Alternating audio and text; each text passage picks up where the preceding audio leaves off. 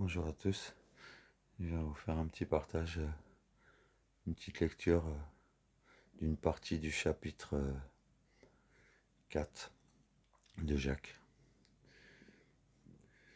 J'espère que la paix soit sur vous et que le Seigneur vous guide et vous garde. Que vous puissiez prendre soin de vous-même et prendre soin de tous ceux qui appartiennent au Seigneur. En tout cas, que Dieu vous bénisse. Je vais vous lire cette petite partie de texte. Seigneur, je te remets cette parole entre tes mains, Seigneur. Je te prie de me donner discernement, de me donner toutes choses pour pouvoir apprendre de ce que tu nous donnes, apprendre de ce que tu nous éprouves. Je te prie de nous conduire, Seigneur. Merci pour tout ce que tu as déjà fait, Seigneur, car je sais que tu as tout accompli. Merci pour ta parole. Merci pour Jésus. Merci pour son sang versé qui nous a lavés. Je te prie encore une fois de continuer de nous tenir jusqu'au bout de ce chemin tortueux. Merci pour ta grâce. Ainsi soit-il. Dieu ou le monde? D'où viennent les luttes? D'où viennent les querelles parmi vous? N'est-ce pas vos passions qui combattent vos membres? Vous convoitez, vous ne possédez pas. Vous êtes des meurtriers envieux, et vous ne pouvez pas obtenir. Vous avez des querelles et des luttes. Vous ne possédez pas, parce que vous ne demandez pas. Vous demandez et vous ne recevez pas, parce que vous demandez mal, dans le but de satisfaire vos passions. Adultères que vous êtes, ne sachez-vous pas que l'amour du monde est inimitié contre Dieu? Celui donc qui veut être ami du monde se rend ennemi de Dieu. Croyez-vous que les Écritures parlent en vain? C'est avec jalousie que Dieu chérit l'esprit qu'il a fait habiter en nous. Il accorde au contraire une grâce plus excellente. C'est pourquoi l'Écriture dit: Dieu résiste aux orgueilleux, mais il fait grâce aux humbles. Soumettez-vous donc à Dieu, résistez au diable, il fuira loin de vous. Approchez-vous de Dieu, il approchera de vous. Nettoyez vos mains, pécheurs, purifiez vos cœurs, hommes irrésolus.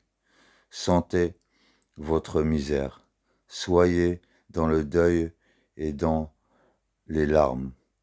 Que votre rire se change en deuil et votre joie en tristesse.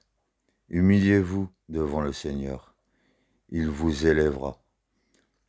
Ne parlez point mal les uns envers les autres frères. Celui qui parle mal d'un frère ou qui juge son frère parle mal de la loi et juge la loi. Or, si tu juges la loi, tu n'es pas observateur de la loi, mais tu es un juge. Un seul est le législateur et juge, celui qui peut sauver et perdre.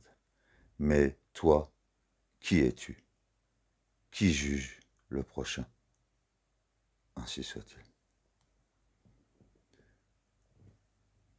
Un texte, encore une fois, très révélateur de ce que le Seigneur nous demande, encore une fois.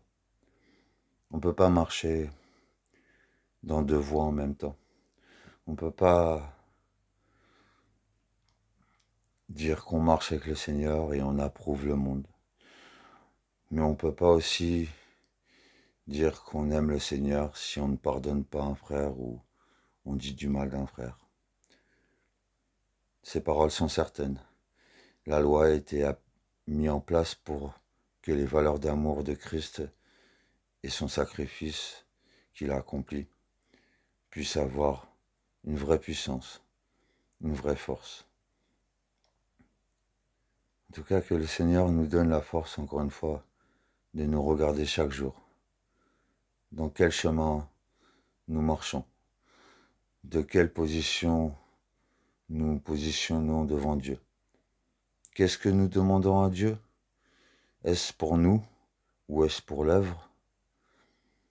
En tout cas, que le Seigneur vous bénisse tous. Que le Seigneur puisse vous donner sagesse, révélation, et qu'il puisse me donner à moi aussi pour continuer d'avancer dans ce chemin tortueux. Qu'il puisse aussi restaurer les plaies de chacun de vous, mais que vous puissiez aussi choisir chacun de vous une vraie décision, un vrai chemin, parce qu'on ne pourra pas marcher dans les deux sens. Ça sera impossible. En tout cas, la parole est claire encore une fois. Que la paix et le pardon soient en vous. Que la sagesse de Christ et son amour soient en vous. Et qu'il puisse vous conduire chacun de vos pas, chacun de vos cœurs. Que le Seigneur vous bénisse. Et que vous puissiez, chacun de vous, vous attacher avec un esprit sincère et vrai. Dieu aime le pécheur, oui, mais n'aime pas le péché. Mais ce qui est sûr, nous sommes tous pécheurs. Même toi qui as été sauvé, même toi qui as été baptisé. Si tu crois que tu n'es plus pécheur, c'est un grand orgueil, car le Seigneur t'apprendra encore des choses. Le Seigneur apprend à chaque instant, pour qu'aucun homme ne puisse s'élever, pour qu'aucun homme ne puisse pouvoir dire « moi je suis ». C'est lui qui est. Et nous sommes grâce à lui, grâce à Jésus-Christ. Ainsi soit-il.